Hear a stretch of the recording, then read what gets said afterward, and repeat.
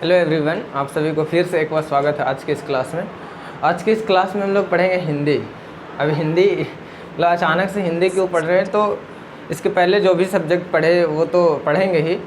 हिंदी को मतलब आज ऐसा क्लास है कि आज के बाद लगभग हिंदी को एक तरीके से होमवर्क के रूप में दिया जाएगा कि हिंदी में जो हिंदी ग्रामर का पार्ट है, हिंदी व्याकरण का पार्ट है, इसमें हम कुछ बताएंगे तुम लोगों को बात की हाँ इसमें पढ़ना क्या है और अभी से लग जाओ।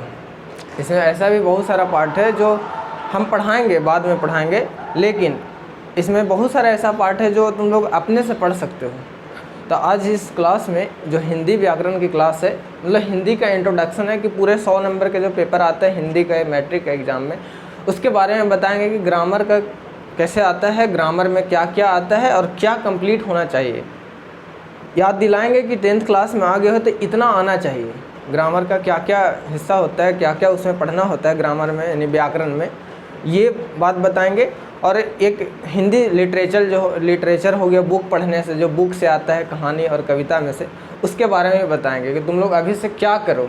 क्योंकि होता प्रॉब्लम ये है कि जब एग्ज़ाम आ जाता है तो इसको लोग इतना इग्नोर करता है सब कि सिर्फ मैथ और साइंस पढ़ते पढ़ते, और जब समय आ जाता है उस समय याद आता है अचानक से अरे एक हिंदी भी सब्जेक्ट है।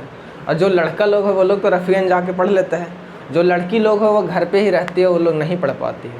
तो खासकर लड़की लोगों के लिए है, जो 4-5 लोग हैं पढ़ने वाले इस बार 10th क्लास के अपने गांव का, तो उन लोगों के लिए वीडियो है कि देखो तुम लोग अभी से ही कुछ अलग से एक्स्ट्रा आधा घंटा 1 घंटा कम से कम डेली मेहनत करके अभी से हिंदी को भी तैयार करो। हिंदी में हिंदी ग्रामर को तैयार करो। हिंदी ग्रामर में ये सब आसान है, मतलब इतना होना चाहिए कि 10th क्लास में ये जो ग्रामर है ये आ जाना चाहिए बहुत अच्छे से। लेकिन वहाँ का कंडीशन बहुत ख़राब है, ना ही स्कूल में पढ़ाई होता था और ना ही ट्यूशन में हिंदी ग्रामर। बचपन से 5, 6, 7, 8 इस क्लास में हिंदी ग्रामर को नहीं पढ़ाया जाता है। तो तुम लोग इसमें क्या करोगे कि अगर मेहनत करना चाहते हो, अगर मेहनत करने के लिए तैयार हो, तो ये एक तरीका है इसको कंप्लीट करने का कि हम बोलेंगे कि एक बुक खरीद लो जिसमें हम बताएंगे कैसे उसमें से याद करना है। और नहीं तो अगर मेहनत करना नहीं चाहते हो ये सब कि अपने से बुक पढ़े, तो अगर हमको समय मिला तो हम एक नोट्स बना करके, शॉर्ट्स नोट्स ऐसे एग्जाम समझा करके, मतलब एक नोट्स बना करके तुम लोगों के पास सेंड कर देंगे। और फिर उस नोट्स को, जो भी नोट्स सेंड करेंगे उसको हम फिर से एक बार एक्सप्लेन कर करके अलग अलग वीडियो में पूरा ग्रामर का भी पोर्शन पढ़ा देंगे। क्योंकि ग्रामर इतना आसान चीज़ है और इसके कारण से अगर एग्ज़ाम में अच्छा नंबर नहीं आता है, अच्छा नंबर के तो अलग ही बात है, ये तुम्हारा सब्जेक्ट है, ये तुम्हारा मतलब क्लास का पार्ट है, तो इसको जानना तुम्हारा कह सकते कर्तव्य है। इसको जानना तो ये है, ज्ञान है कि ग्रामर होता क्या है, व्याकरण होता क्या है, व्याकरण में पढ़ना क्या है। अब इसमें वर्ण वगैरह है, जैसे संज्ञा, सर्वनाम, विशेषण, मतलब सब कुछ इसमें आज यही बात करेंगे कि ओवरऑल ग्रामर में होता क्या है, व्याकरण में होता क्या है। कम से कम तो टॉपिक पता होना चाहिए। और शुरू से ही बोले हैं कि सब्जेक्ट कोई भी हो, अगर पढ़ाई कर रहे हो तो सबसे पहले तो उसका टॉपिक, उसका सब्जेक्ट, मतलब सब्जेक्ट का जो भी टॉपिक है, जो भी चैप्टर है, चैप्टर मुंह पे याद होना चाहिए कि इस चैप्टर में, इस सब्जेक्ट में इतना चैप्टर है, ये चैप्टर हमको कंप्लीट है, ऐसे एकदम। इसी तरीके से ग्रामर, अगर व्याकरण पढ़ रहे हैं तो व्याकरण में क्या क्या टॉपिक है, कैसे कैसे लाइन बाय लाइन पढ़ना है, इसके बारे में कम से कम पता होना चाहिए। और ये तो पता होना चाहिए कि क्या क्या है, साथ ही और पता होना चाहिए कि हमको सब आता है। अब इसमें अगर हम शुरू से करें व्याकरण क्या है, उसका भेद क्या है, वर्ण विचार, शब्द विचार, वाक्य, मतलब अभी इस क्लास में यही एक्सप्लेन करने वाले हैं कि इतना छोटा सा पोर्शन है। अगर अभी जो हमारा वीडियो देख रहा है इसमें से अगर जिसको भी ये थोड़ा सा भी आता है, थोड़ा सा मतलब कि लगभग बता रहे हैं कि कहाँ तक बचपन में ही आ जाना चाहिए। हमें अच्छे से याद है कि जब हम 5-6 में थे तो ये जितना भी यहाँ पर अभी बोर्ड पर है बहुत अच्छे से मतलब रटे हुए थे, और जब 10th में आए तो बस थोड़ा थोड़ा समझ करके सब कुछ ख़त्म। तो तुम लोग समझो कि तुम लोगों को पढ़ाने वाला, तुम लोग रफ़ियन तो जाते नहीं पढ़ो, रफ़ियन में टीचर हैं हिंदी, संस्कृत, इंग्लिश का, तो कैसे ठीक होगा।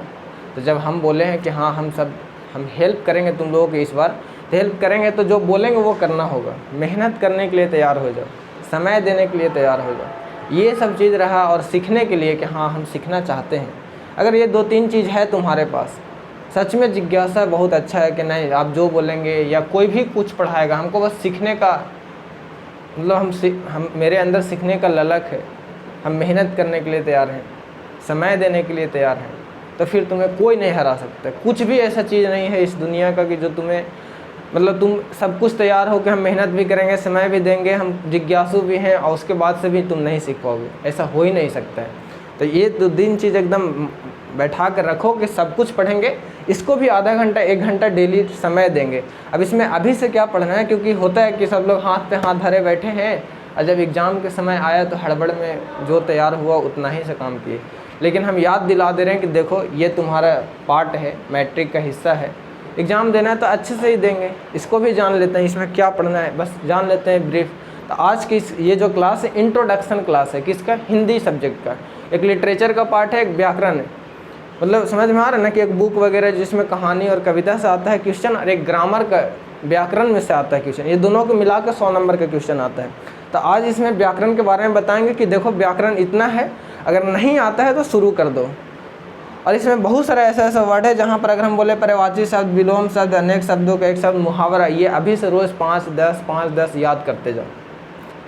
अगर नहीं मेरा बस ये जो लेक्चर बीच में हिंदी पढ़ाने का बस एक ही पर्पज़ है कि तुम लोगों को याद दिला देते हैं कि देखो मैट्रिक में एक हिंदी भी सब्जेक्ट है, इसको इग्नोर मत करो, क्योंकि इसका भी मार्क्स जुटता है। समझ में आ रहा है बात कि क्यों ये हम क्लास को स्टार्ट किए। तो आज ये इंट्रोडक्शन क्लास होगा, इसमें बस बताया जाएगा कि देखो ओवरऑल इसमें पढ़ना क्या है, उसके बाद से फिर बताया जाएगा, प्लान किया जाएगा कि हाँ कैसे पढ़ना है। या तो तुम लोग बुक खरीद लो, बुक में हम बताएंगे कि आज ये चीज़ पढ़ो, नोट्स बनाओ, और नहीं अगर ये सब कर पाओगे तो फिर हम एक पेज पर समय कुछ दिन दे करके नोट्स बना करके भेज देंगे। अब तुम लोग डिसाइड करना कि तुम क्या चाहते हो। अगर मेहनत करने वाले होगे तो तुम लोग अपने से कहो कि हाँ, और नहीं तो फिर तुम अपने से भी बनाना और हम भी बना के भेजेंगे, ठीक। उसके बाद से एक्सप्लेन करके 1 ही 2 क्लास में बहुत आसान है। 1-2 क्लास में बार बार हम कुछ समझा के जो भी हमें आता है जिस तरीके से हम समझाएंगे, अगर हमें लगता है कि तुम अगर सच में ध्यान से दिमाग खोल के सुनोगे तो 1 दिन में पूरा ग्रामर ख़त्म हो जाएगा। हाँ, लेकिन माइंड होना चाहिए अच्छा, ये दिमाग होना चाहिए अच्छा कि तुम याद कर पाओ सब चीज़ को। समझ में आ रहा है बात कि क्या बोल रहे हैं। तो ये जो भी है आज हम बस इसका थोड़ा सा हिस्ट्री जान लेते हैं, मतलब इसका थोड़ा सा एक्सप्लेनेशन इसको एक्सप्लेन कर देते हैं कि क्या पढ़ना है, ठीक। तो समझ में आया कि आज का क्लास क्या है। एक इंट्रोडक्शन क्लास है जिसमें तुम लोगों को याद दिला रहे हैं कि हिंदी भी एक सब्जेक्ट है, हिंदी सब्जेक्ट में क्या पढ़ना है तुम लोग अभी से पढ़ना स्टार्ट कर दो। खाली मैथ और साइंस और सोशल साइंस ये सब पे ही नहीं, सब सब्जेक्ट पर ध्यान देना। अगर सही से तैयारी करना स्टार्ट करो नहीं तो अभी से समय कम पड़ जाएगा। और देखना, अगर जिसको लग रहा हो कि हाँ सच में समय कम पड़ गया तो समझो कि वो तैयारी करना स्टार्ट कर दिया। अगर जिसको भी लग रहा है कि समय कम पड़ गया, हमको मैथ नहीं पढ़ा पा रहे हैं, मतलब ज़्यादा देर पूरे अच्छे से क्लियर नहीं कर पा रहे हैं, ये सब अगर नहीं कर पा रहे तो समझो तैयारी करने लगो। लेकिन हाँ, मैनेज करो, 6 घंटा 8 घंटा डेली घर पे पढ़ो, ट्यूशन का अलग समय छोड़ो, उसका अलग से एकदम सेल्फ स्टडी जिसको बोलते हैं, घर पे बैठ के पढ़ो। नहीं कर रहे हो तो फिर कोई फ़ायदा नहीं है। हाँ, एग्ज़ाम देने वाले तो लाखों लाख हैं, अब उसमें पढ़ने वाले कुछ ही होते हैं जिनका अच्छा मार्क्स, और मार्क्स के लिए तो एकदम नहीं तुम, क्योंकि तुम्हारा ये पार्ट है, तुम 10th क्लास में हो। हम शुरू से ही बोलते हैं कि एक स्टूडेंट का एक ही मतलब उसका कर्तव्य बोल सकते हैं कि एक ही कर्तव्य होता है कि वो जिस भी क्लास में है, जितने भी सब्जेक्ट हैं उस क्लास का, उस सब सब्जेक्ट को तुम बस कवर करो, उसके बाद से ज्ञान का कमी नहीं। जो भी क्लास में है, अगर कोई बच्चा 6th क्लास में है तो 6th क्लास में जितना भी बुक है उसको कवर अगर कर रहा है तो समझो वो अपना काम कर रहा है। तो शुरू से ही बोलते आ रहे हैं कि तुम बस अपना काम करो, बस अपना काम का मतलब कि जिस क्लास में है उस क्लास का जो भी सब्जेक्ट है, जो भी चैप्टर है, जो भी मतलब जो भी उस सब्जेक्ट है, जो भी उस क्लास में सब्जेक्ट है, जो भी पढ़ना है उसको हम बस याद रख रहे हैं अगले क्लास जाने तो समझ में आ गया। तो इतना अगर काम कर रहे हो तो तुम्हारा ये पार्ट है, तो इसको इग्नोर नहीं करना है, भूलना नहीं है, ताकि समय आया उस समय क्वेश्चन बैंक उठाए और रटने लगे। अभी से कुछ पढ़ो, बहुत आसान है। इधर संधि समास उपसर्ग प्रत्यय यही सब ज़्यादा पूछता है, और ये सब इतना आसान है कि उस समय रटना नहीं है, सीख जाना है, ठीक। तो स्टार्ट करते हैं। तो देखो, हिंदी व्याकरण का एक इंट्रोडक्शन क्लास है, सिलेबस डिस्कस करेंगे कि क्या इसमें पढ़ना है हिंदी व्याकरण का। तो देखो, सबसे पहले तो हिंदी एक लैंग्वेज है। हिंदी क्या है? भाषा है। ये कोई सब्जेक्ट ही है, लेकिन ये एक प्रकार का भाषा है। जैसे इंग्लिश भाषा है, फ्रेंच भाषा, अनेकों तरीके का भाषा है। इसी तरीके से हिंदी भी क्या है? भाषा है। अच्छा, हिंदी को दो तरीके से तोड़ा जाता है, हिंदी को दो भाग में बांटा जाता है कि एक भाग तो हो गया बुक वगैरह जो पढ़ के कहानी कविता का एक पार्ट हो गया, और एक हिंदी को बोलना सीखने के लिए। जैसे अभी हम वीडियो बनाते हैं तो बहुत सारा अच्छे से नहीं हिंदी बोल पाते हैं, हम शुद्ध हिंदी एकदम जो प्योर हिंदी होता है वैसे उस तरीके से हम लोग नहीं बोल पाते हैं। बहुत लोग बोलते हैं, हम नहीं बोल पाते, जैसे यहाँ पर हम यूज कर रहे हैं। तब जो भी प्रॉब्लम है इसको सीखने के लिए हिंदी सब्जेक्ट, हिंदी व्याकरण को पढ़ना ज़रूरी है कि कहाँ पर लिंग है तो क्या यूज करे, अगर कोई प्रथम पुरुष है, मध्यम पुरुष है तो कहाँ पर क्या यूज करे। तो ये सब मतलब व्याकरण क्या है, व्याकरण वह शास्त्र है जो हमें शुद्ध शुद्ध बोलना, शुद्ध शुद्ध लिखना, शुद्ध शुद्ध पढ़ना सिखाता है। समझ में आ रहा है कि व्याकरण क्या है? व्याकरण वह शास्त्र है जो हमें शुद्ध शुद्ध लिखना, शुद्ध शुद्ध बोलना, शुद्ध शुद्ध पढ़ना सब सिखाता है। इसका नाम से ही पता चल रहा है, इसका डेफिनेशन से ही पता चल रहा है। व्याकरण एक तरीके का लैंग्वेज, हिंदी एक प्रकार का भाषा है, और इस भाषा को अच्छे से सीखने के लिए ग्रामर का होना अच्छे से ज़रूरी है। ग्रामर सीखना ज़रूरी है, यानी व्याकरण सीखना ज़रूरी है। व्याकरण क्या है कि हिंदी जो भाषा है उसको अच्छे से सीखना, अच्छे से बोलना, अच्छे से पढ़ना, उस करने के लिए व्याकरण कंप्लीट करना होता है। देखो कितना अच्छी बात है कि अरे हिंदी बोलने के लिए व्याकरण चाहिए। तो हाँ, व्याकरण उसी को कहते हैं कि व्याकरण वह शास्त्र है, व्याकरण वह पढ़ाई है कि जो हमें हिंदी बोलना, शुद्ध शुद्ध हिंदी बोलना, शुद्ध शुद्ध हिंदी पढ़ना, शुद्ध शुद्ध हिंदी सुन, इस तरीके का सब बात सिखाते उसको व्याकरण कहते हैं। ठीक, तो व्याकरण क्लियर हो गया और सबको अब तक आ जाना चाहिए। कितना आसान बात है, थोड़ा सा सोच के देखो, अगर नहीं आता ना है तो एकदम हल्के में नहीं लो, मतलब हाँ लो, जो भी इसमें डिफिनेशन है तो उसको याद करने में समय लगता है, लेकिन समझ के पढ़ो। हमको लगता है कि अगर सच में समझ के पढ़ोगे, माइंड सच में है, 2 से 3 दिन में पूरा डिफिनेशन ख़त्म हो जाएगा। लेकिन हम इसको रटने के लिए, इसको याद करने के लिए बहुत दिन लगाए थे। और क्या याद इसलिए हो गया था कि हम जब 6 क्लास 5 क्लास या 8 7 तक थे, जब भी क्लास हमारा चेंज होता था तब हम उसको एक कॉपी से दूसरे कॉपी में नोट्स बनाते थे। एक साल में 2-2 बार बना देते थे। मतलब कि हम एक ही चीज़ को लिख करके 6-7 बार इधर से उधर कॉपी में चेंज करने के चक्कर में पूरा का पूरा हमको याद हो गया था। तो तुम लोग को भी अगर हम याद करने के लिए तो बार बार लिखवाएंगे, समझाएंगे कि क्या है, तो सब समझ में आ जाएगा। ठीक, तो व्याकरण क्या है कि व्याकरण वह शास्त्र है जो हमें शुद्ध शुद्ध लिखना, हिंदी शुद्ध शुद्ध लिखना, बोलना, पढ़ना ये सब सिखलाता है, तो उसको व्याकरण कहते हैं। तो हिंदी जानने के लिए व्याकरण बहुत ज़रूरी है। हिंदी भाषा जानने के लिए, हिंदी भाषा सीखने के लिए व्याकरण को होना ज़रूरी है। अच्छा, तो अब स्टार्ट करते हैं कि सबसे पहले तो क्वेश्चन बनता है व्याकरण क्या है, व्याकरण किसे कहते हैं। ठीक, इसके बारे में जानोगे, बुक खरीदोगे तो उसमें से पढ़ेगा, नहीं तो फिर हम लिख करके भेजेंगे। अच्छा, फिर है उसका व्याकरण का भेद। तो व्याकरण का 5 भेद, क्योंकि इतना तो हर कोई जानता हो, नहीं जानता है तो थोड़ा सा मेहनत करो, अपने आप को नीचे मत गिराना क्या है हम नहीं जानते हैं, 10 क्लास में आ गए, तभी तो मौका है, शुरू करेंगे ये सब बात। तो व्याकरण का भेद अगर देखोगे तो देखो, व्याकरण का भेद है वर्ण विचार, शब्द विचार, वाक्य विचार, चिन्ह विचार, छंद विचार। अब क्या होता है वर्ण विचार? वर्ण पर विचार करेंगे, बोलते ना कि इस पर विचार करेंगे। तो वर्ण विचार, अगर हम बोले वर्ण विचार तो इसमें पढ़ना है वर्ण क्या है, वर्ण का भेद क्या है, वर्ण का भेद अगर पढ़ोगे, या वर्णमाला इसमें क्या है। और सब तुम लोग जानते हो, क ख ग सबको आता है, वही सब तो वर्णमाला है। अब उसी में आ ई भी है, वही सब तो स्वर वर्ण व्यंजन वर्ण अलग अलग भाग में बांटा गया है, सब जानते हो। बस खाली जानो कि अच्छा क ख ग को वर्णमाला बोलते हैं, वो आ ई मिला करके। तो हाँ, अब बस उसका डिफिनेशन आना चाहिए। उसी में कोई ना कोई स्वर वर्ण, जो आ ई हो गया स्वर वर्ण हो गया, उसी में से कुछ छट गया तो व्यंजन वर्ण हो गया। तो इसमें पढ़ना है सबसे पहले व्याकरण क्या है, व्याकरण की ये 5 भेद पढ़ना है। अभी 5 भेद को बारी बारी से पढ़ेंगे। अगर वर्ण विचार को स्टार्ट करेंगे तो वर्ण विचार में पढ़ना क्या है, तो वर्ण विचार में सबसे पहले वर्ण के बारे में पढ़ेंगे कि वर्ण क्या है। फिर इसमें वर्णमाला के बारे में पढ़ेंगे कि वर्णमाला होता क्या है। नाम ही से सुनने लग रहा है कि वर्णमाला, वर्णों को, समूह को, जितने भी वर्ण हैं अगर सबको एक साथ मिला दें तो सबको मिला के बोलेंगे वर्णमाला। अब जब हम पढ़ाएंगे इसको, अभी तो हम बस बता रहे हैं इसमें पढ़ना क्या है, जब पढ़ाना स्टार्ट करेंगे तो उसमें बताएंगे, सबका डिफिनेशन लिख करके लिख के भेजेंगे तुम, जो कि तुम लोग को याद करना होगा। ठीक, फिर इसी में अगर वर्ण का प्रकार बोले तो स्वर वर्ण व्यंजन वर्ण। अब स्वर वर्ण का भी कोई प्रकार है, उसमें भी देखना है दीर्घ स्वर, ये स्वर, वो स्वर, प्लुत स्वर, तो उसका भी आप पढ़ाएंगे शुरू से तो मज़ा आ जाएगा। स्वर वर्ण का भी प्रकार है, व्यंजन वर्ण का भी प्रकार है, ये भी पढ़ना है। अब आते हैं शब्द पर विचार करते हैं, शब्द विचार को पढ़ते हैं। अब शब्द विचार बहुत बड़ा है, शब्द पर विचार कर रहे हैं, क्योंकि ग्रामर शुरू होता है एक छोटा छोटा वर्ड से, वर्ण से। वर्ण जुड़ जुड़ के शब्द बनता है, समझ में आ रहा है, शब्द। और फिर उसके बाद ढेर सारा जब शब्द मिलाते हैं तो वाक्य बन जाता है।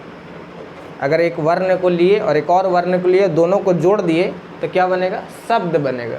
अगर ये शब्द और एक और अलग शब्द, एक और अलग शब्द, 3 को शब्द को मिला दिए तो फिर वो वाक्य बनेगा। तुम लोग को बच्चे में बच्चा जब हो गए, बच्चा क्लास में सिखाएगा कि वाक्य बनाओ।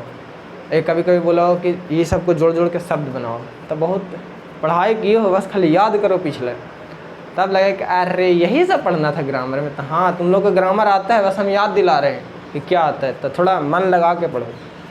समझ में आया कि ये सब भी प्रकार पढ़ना, शब्द पर विचार करें तो शब्द को पढ़ने के लिए अलग अलग तरीके का आधार है। शब्द विचार को पढ़ने के लिए अलग अलग तरीके का आधार है। अगर हम बोले रचना के आधार पे, तो रचना के आधार पे 3 तरीके का शब्द है, रूढ़ शब्द, यौगिक शब्द, योग रूढ़। रूढ़, यौगिक, योग रूढ़ जानते होगे, जो जान रहा होगा उसको लग रहा है कि हाँ ये सब तो जानते हैं, आसान चीज़ है। अगर अर्थ के आधार पर हम बोले तो अर्थ के आधार पर एक सार्थक शब्द, एक निरार्थक शब्द। सार्थक शब्द किसे, जिसका कोई अर्थ होता है, जिसका कोई अर्थ नहीं होता। ऐसे कर करके डिफिनेशन खत्म हो जाएगा, बहुत आसान है। हम चाहे तो 1 घंटा में पूरा ग्रामर पढ़ सकते हैं, बस खाली खोल के रखो दिमाग। ठीक, उत्पत्ति के विचार से अगर बोले तो एक होता है तत्सम शब्द, तद्भव शब्द, देशज शब्द, विदेशज शब्द। ये उत्पत्ति के आधार पर, उत्पत्ति का मतलब होता है उभरना या जन्म लेना। जो देश, हमारे देश में ऐसा ऐसा वर्ड है, ऐसा ऐसा शब्द है जो हमारा देश में जन्म लिया, उसको देशज शब्द बोलेंगे। ऐसा शब्द है जो बाहर विदेश से आया है, हमारे देश का वो शब्द नहीं, उसको विदेशज शब्द बोलेंगे। तत्सम शब्द, संस्कृत को जितने भी वर्ड हैं वो सब तत्सम शब्द है। और संस्कृत को अगर बिगड़ा रूप अगर बोलेंगे तो वो तद्भव शब्द है। ये डिफिनेशन हो गया। अब इसको लाइन में, एक लाइन में हो गया। अब इसका एग्जाम्पल अगर समझे तो जैसे लोटा, तुम लोग बोलते हो घर में लोटा, तो लोटा क्या लगता है कि विदेश भी जाओगे तो लोटा ही बोलते हैं वहाँ पे? नहीं, तो लोटा हमारे देश का शब्द है, तो इसको बोलेंगे देशज शब्द है। एग्जाम्पल में आएगा कि इनमें से कौन देशज शब्द है, क्वेश्चन में आएगा तो इनमें से कौन देशज शब्द है, तो उसमें दे दिया कि लोटा, डिबिया, थाली, और इनमें से सभी, तो सभी। डिबिया कौन बोलता है? भारत में ही बोला जाता है और विदेश में नहीं। इस तरीके से विदेशज शब्द, हॉस्पिटल, हॉस्पिटल वहाँ भी बोला जाता है, यहाँ भी, वो बाहर से आया है तो उसको बोलेंगे विदेशज शब्द, विदेशी शब्द है। शब्द ही है ना ये, क्योंकि जब लोटा लिख रहे हैं तो लो और टा, ये जो ला मिले और उस पर एक ये जो लगा है, तो ये ला एक शब्द, एक अंक है, ये अंक नहीं सॉरी, एक क्या बोलूँ, हाँ यहाँ पे वर्ण है। देखो उधर जब 2 अंक को मिलाते हैं तो नंबर बन जाता है, संख्या बन जाता है। यहाँ 2 वर्ण को मिला रहे हैं तो शब्द बन जा रहे हैं। समझ में आना चाहिए। समझ में आया कि कैसे, मतलब इसको इसमें भी पढ़ेंगे तत्सम, तद्भव, देशज, विदेशज। और आगे बोले रूपांतरण के आधार पे, तो एक है विकारी शब्द, अविकारी शब्द। अब इसके बारे में भी जानेंगे, लेकिन अभी तो हम बता रहे हैं कि ओवरऑल पढ़ना क्या है। तुम लोग लिखो, छापो, ओहो इतना, अब जो भी आता है उसमें टिक लगाओ कि हमको तो इतना आता है, और नहीं आता है तो फिर सोचो कि अब क्या करना होगा। हमसे पढ़ना चाहते हो या तुम लोग बुक खरीद के, और हम तो कहते हैं बुक खरीदना और बुक से पढ़ना, हम भी बताएंगे, लेकिन तुम अपने से भी प्रयास करो, अपने से पढ़ना सीखो बुक को। समझ में आया? अरे याद नहीं हम वीडियो स्टार्ट किए हैं कि नहीं, रुको थोड़ा।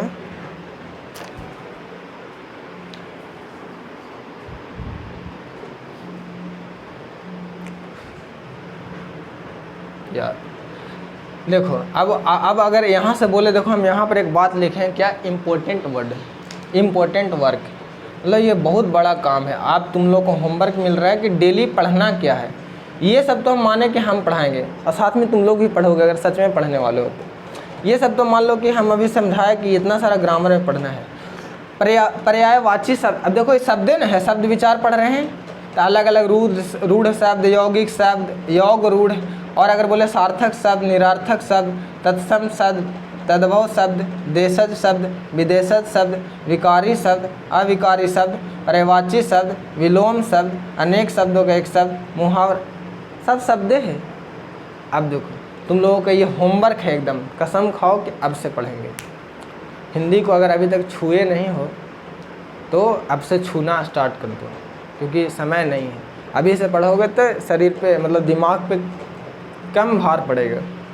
अब करना क्या है तुम लोग, ये सब तो हम पढ़ाएंगे, और इसको करना क्या है कि डेली तुम लोग जब बुक खरीदोगे, इसलिए बोल रहे बुक सब लोग खरीदेगा। अब हम नाम बताएंगे बुक का, तो कौन सा बुक खरीदना है जो अच्छा बुक है। अब इसमें देखो पर्यायवाची शब्द तुम लोग याद कर सकते हो, इससे एकदम परिचित हो, सब कोई बच्चा से बच्चा हर कोई जानता है पर्यायवाची शब्द याद करने वाला चीज़। तो अभी से 5-10 जो भी इम्पोर्टेंट है सब पर्यायवाची शब्द याद कर लो। हाँ, पर्यायवाची शब्द याद कर लो, उल्टा शब्द यानी विलोम शब्द याद कर लो। ये सब तो कर ही सकते हो, कितना आसान है। जब पढ़ रहे हो तो पढ़ना स्टार्ट करो। फिर एक सुना होगा अनेक शब्दों का एक शब्द, नहीं सुना है जो तो समझो कि वो एग्जिस्ट नहीं कर रहे यहाँ पे, मतलब बेकार का।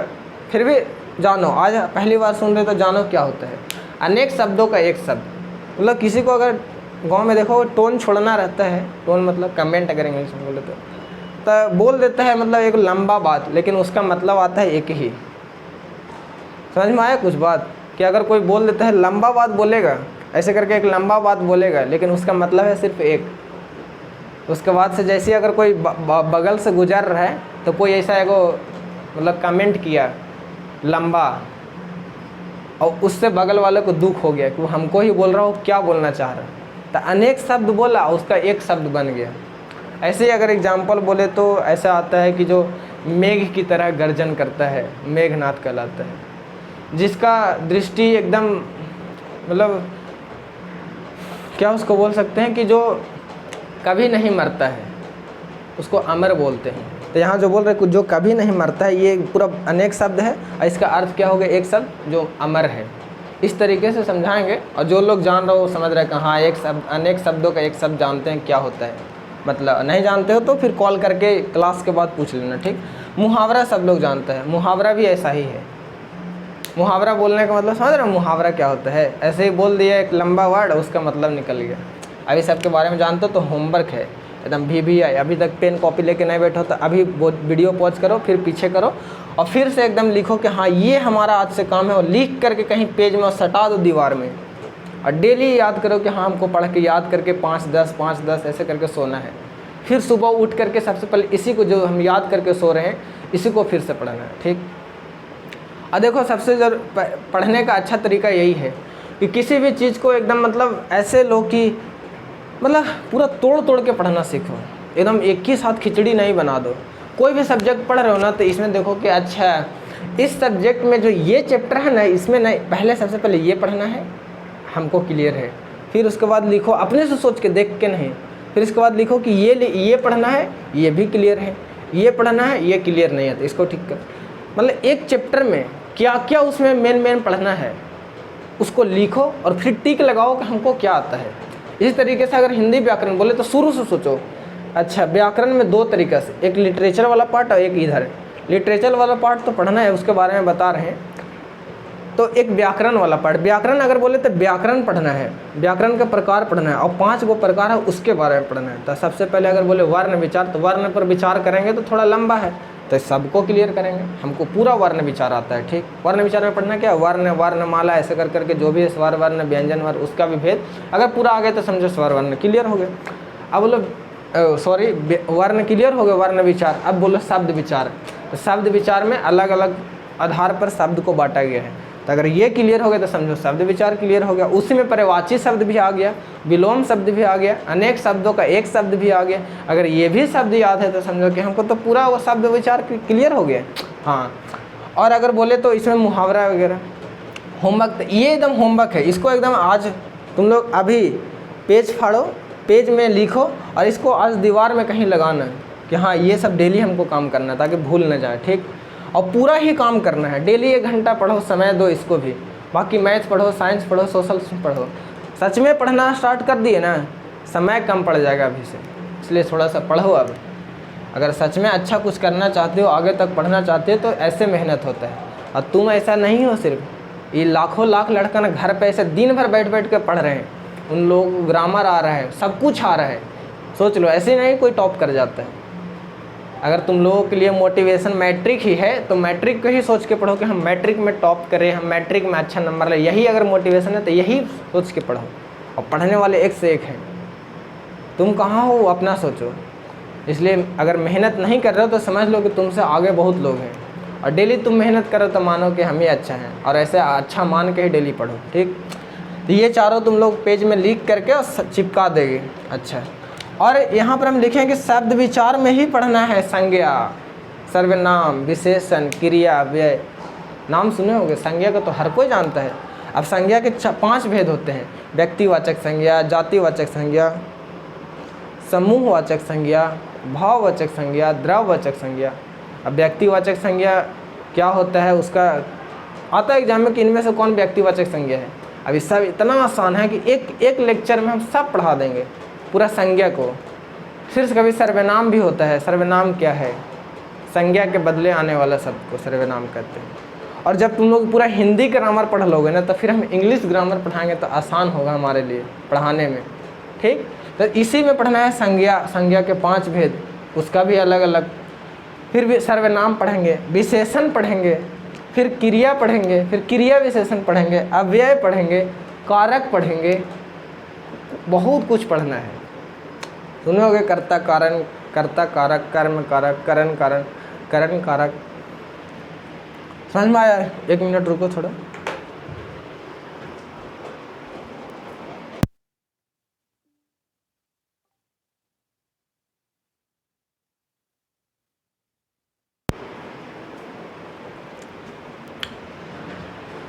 हाँ, तो क्या समझा रहे थे कि इसी में पढ़ना है क्या? संज्ञा, सर्वनाम, विशेषण, क्रिया, अव्यय, ये सब कारक के बारे में पढ़ना है। अलग अलग नाम सुनने होंगे। तो ओवरऑल हम बता रहे हैं कि देखो इस चैप्टर में कितना आसान है। छोटा छोटा पॉइंट है, अलग अलग प्रकार है, सबको जान जाएंगे थे, एग्जाम्पल जान जाएंगे, समझ जाएंगे, एक्सप्लेन कर देंगे, सब खत्म हो जाएगा। अच्छा, और होमवर्क में है कि तुम लोग अभी तक लिंग पढ़ना सीखे होगे कि अगर हम बोले कि एक लड़की या लड़का लिखे तो लड़का क्या है? पुल्लिंग है, इसका स्त्रीलिंग बना होता लड़की। पुल्लिंग का स्त्रीलिंग तो कैसे बनाए जाते थे? बचपन में हम बहुत पढ़े हैं। अब तुम लोग पढ़े हो कि नहीं ये नहीं जान रहे हैं। एक बात तो मानो कि हम थोड़ा सा बचपन में ये सब जो भी है अच्छा तो नहीं पढ़े हैं गांव में ही, लेकिन अपने आप को जो भी हमको होमवर्क मिलता था उसको करते थे अच्छे से, और ये सब बहुत अच्छे से पढ़े। हम कहाँ पढ़े थे? विश्वम्भरपुर। लेकिन गाँव में सर क्या पता कैसे करते हैं। अच्छा, पुरुष के बारे में पढ़ा होगा कि हम अगर बोलने वाला प्रथम पुरुष कोई तुम लोग सुन रहे हो तो था द्वितीय पुरुष हो या मध्यम पुरुष हो, और जिसके बारे में हम बोल रहे हैं, जैसे अभी हम इसके बारे में बोल रहे हैं, ये तो पुरुष नहीं है। पुरुष मतलब कोई व्यक्ति, तो जिसके बारे में हम अगर चर्चा कर रहे हैं तो वो थर्ड पुरुष, जिसको हम लोग बोल देते हैं क्या? अन्य पुरुष। संस्कृत में भी पढ़ना रहता है, तो इसके बारे में समझाएंगे। तो अभी से लिंग उंग आना चाहिए कि अगर क्या बोले, अगर कोई गाय बोले तो इसका गाय पुल्लिंग है, तो स्त्रीलिंग है तो इसका पुल्लिंग क्या होगा, इस तरीके से पढ़ना है।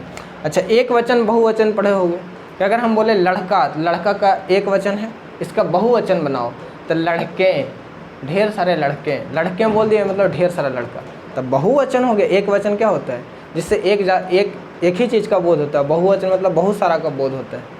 ऐसे ही तुम लोग बोल दो कि क्या बोल सकते हो? लड़की तो लड़कियाँ, गाय गाय, ऐसे कर करके जो भी होता है एक वचन बहुवचन, तो ये भी सिंपल है।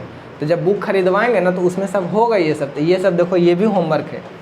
तो ये वाला होमवर्क लिंग, पुरुष वचन, पर्यायवाची शब्द, विलोम शब्द, अनेक शब्दों का एक शब्द, मुहावरा, अभी से डेली पढ़ना स्टार्ट कर दो। 5-5, 10-10 से याद करना स्टार्ट कर दो। समझ में आया? और बाकी जब हम ये सब पढ़ाएंगे ना तो एक्सप्लेन कर देंगे कि क्या होता है। ठीक, अब इधर आते हैं कि अब वाक्य विचार पर। वाक्य विचार भी तो है, देखो बारी बारी से पढ़ रहे हैं। वर्ण विचार यहाँ देख लिए क्या पढ़ना है, शब्द विचार यहाँ देख लिए क्या पढ़ना है शब्द विचार में। अब पढ़ते हो वाक्य विचार। तो वाक्य तो तुम लोग जानते हो कि वाक्य बनाना जानते हो, अलग अलग तरीके का वाक्य होता है। इंग्लिश में पढ़े होगे तो एगो जैसे सेंटेंस जब बनाते हो इन ट्रांसलेशन, तो एगो निगेटिव सेंटेंस होता है। सेंटेंस का मतलब क्या होता है? वाक्य। सेंटेंस का हिंदी क्या होता है? वाक्य। तो सुने होगे affirmative sentence, negative sentence, interrogative sentence, WH sentence, ऐसे कर करके नाम सुने होंगे। तो इसी तरीके से ये भी है। जैसे हम अगर कोई तुम लोग पढ़ रहे हो तो एक हम क्या बोले? वाक्य बोले। और यहाँ पर अगर हम बोले कि क्या तुम लोग पढ़ रहे हो मन लगा करके, तो यहाँ पर हम बोले तो बोलो, तो अगर हम इधर पर साइड में कोई अगर सिंबल नहीं लगाए तो तुम लोग क्या समझोगे कि आप हमसे क्वेश्चन कर रहे हैं। तो ये जो क्वेश्चन हम किए कि क्या तुम लोग पढ़ रहे हो सही से मन लगा करके, और बाद में ऐसे हम क्वेश्चन दे दे क्वेश्चन मार्क्स, तो ये हो गया क्या? अगर हम बोले तो यहाँ प्रश्नवाचक, यहाँ पर देखो तो प्रश्नवाचक वाक्य हो गया कि आप हमसे प्रश्न पूछे हैं। अगर हम यहाँ पर प्रश्न ना पूछ के बोले कि खाना खा लिए, तो इससे तुम क्या समझोगे? कि हम तुम लोग से पूछ रहे हैं कि खाना खा लिए, हम अपना बता रहे हैं कि हम खाना खा लिए। हम अगर भी नहीं बोलेंगे तो अलग अलग तरीके का वाक्य होता है, तो जब हम वाक्य विचार पढ़ाएंगे तो अच्छे से समझाएंगे।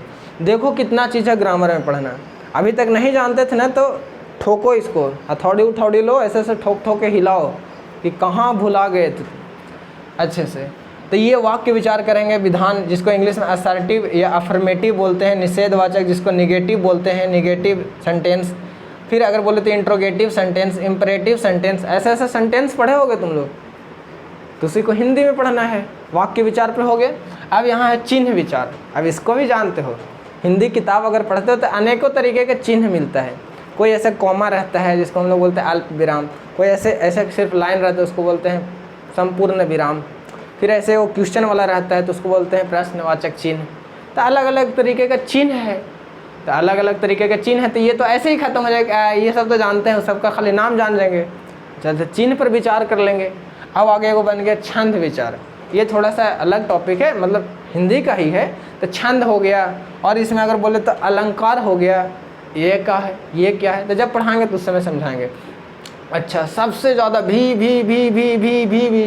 आई बोल दो पूरा एकदम ले जाओ कि very very very very very very important, बहुत भी आए, क्योंकि यही से तो क्वेश्चन आता है ज़्यादा। संधि, संधि क्या है, समास क्या है, उपसर्ग क्या है, प्रत्यय क्या है और कैसे बनाया जाता है। अलग अलग समास का भेद है, तत्पुरुष समास, द्वंद्व समास, मतलब अलग अलग जो भी है। जब तक समास पढ़ाएंगे ये सबको तो बहुत अच्छे से हम पढ़ाएंगे।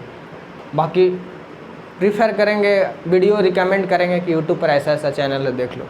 समझ में आया? ओवरऑल हम क्या जाना कि ये जो संधि, समास, उपसर्ग, प्रत्यय, कारक के बारे में जानेंगे। सेल्फ स्टडी करना है, यूट्यूब से करना है। बुक का पढ़ाई या तो यूट्यूब से पढ़ो, बहुत अच्छा चैनल है, और नहीं तो अभी से अपने से पढ़ना स्टार्ट करो। जितना ज़्यादा अपने से पढ़ोगे इतना तुम्हारे लिए फ़ायदा है। समझ में आया बात? तो ये पूरा क्लियर हो गया। शॉर्ट वीडियो था, छोटा सा वीडियो था, जिसमें हम आकर आज क्या किए कि ये पूरा तुम लोगों के बस एक बात याद दिला दिए कि देख, हाथ पर हाथ धर के बैठे हो तो मेहनत करना स्टार्ट कर दो। तुम्हारा हिंदी भी एक सब्जेक्ट है, मैट्रिक का पार्ट है, तुम्हारा सब्जेक्ट है, इसको भी पढ़ो। इसमें एक हिंदी का पार्ट हो गया, जो कहानी और कविता पढ़ना है तो उसको भी डेली पढ़ो।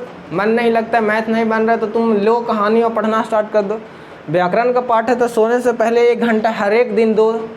अभी से तुम लोग ये याद करो, और जब ये पढ़ाएंगे तो फिर ये याद करना पड़ेगा, तो समय कम पड़ जाएगा। इसलिए अगर अभी भी लापरवाही कर रहे हो पढ़ने के लिए तो पढ़ना स्टार्ट कर दो। क्योंकि हम शुरू से सोचे हैं, जब हम सोचे किए हैं कि तुम लोग को इस बार साथ दें तो अच्छे से साथ देते हैं। और होमवर्क करना है, ट्यूशन का जो भी पढ़ा है उसको तो पहले करना है। अब ऐसा नहीं कि सर गलियाने लगे हमको कि काहे डिस्टर्ब कर दिया, क्यों ये लोग कैसे डिस्टर्ब कर दिया, ये लोग उधर ध्यान देते हैं हमारा पढ़ाई पे, तो हम पूरा मतलब पीट देंगे, कूट देंगे। तो जितना भी अगर सर बताते हैं ट्यूशन का जो भी होमवर्क है उसको पहले क्लियर करना है, हमारा तो बाद में। हम तो आगे खाली कहानी तुम लोग को सुना रहे हैं, याद दिला रहे हैं, बाकी तो तुम लोग सब वहीं से पढ़ रहे हो। हम बस आगे याद दिला रहे हैं कि देखो ज्योग्राफी पढ़ रहे हो ना तुम लोग, इसको हल्का लेना है, एकदम हल्के में लेना, हार्ड नहीं है। देखो तो कितना छोटा सा टॉपिक पढ़ना, ऐसे कर करके हम याद दिला दे रहे हैं। मेरा कुछ काम नहीं है, बस हम यहाँ से ऐसे फोर्स लगा रहे हैं। अब ऐसे भी आने वाला समय में लगेगा, धक्का मुक्का हो गए अगर नहीं करोगे तब। समझ में आ गया? तो पूरा क्लास आज हो गया, ठीक। ये जो लिटरेचर वाला जो किताब वाला वो भी पढ़ना स्टार्ट करो। ग्रामर वाला पार्ट है तो इसमें अभी से तुम लोग ये वाला काम करना स्टार्ट करो, परिवाची शब्द, विलोम शब्द याद करो।